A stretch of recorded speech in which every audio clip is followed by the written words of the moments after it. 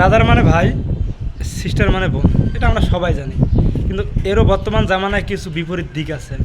সেটা হচ্ছে কীরকম, যে একটা মেয়েকে যদি আমরা ফার্স্ট টাইমে কখনো দেখি বা তার সঙ্গে কথা বলার চেষ্টা করি, তাকে আমরা এভাবে ডাকি, হাই আপু কেমন আছো।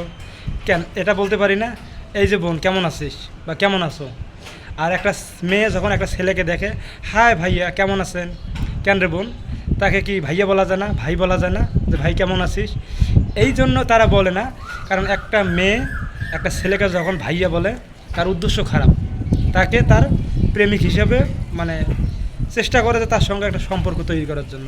আর একটা ছেলে যখন একটা মেয়েকে আপু ডাকে, তার উদ্দেশ্যটা হচ্ছে সেম। অনেক সময় তো দেখা যায় যে যারা বিএফ জিএফ, তারা করে কি, তাদের রিলেটিভ কারোর সঙ্গে পরিচয় করিয়ে দিলে বলে যে এটা আমার ভাইয়া হয়, এটা আমার আপু হয়, এটা বলে না যে তারা সম্পর্কে আছে।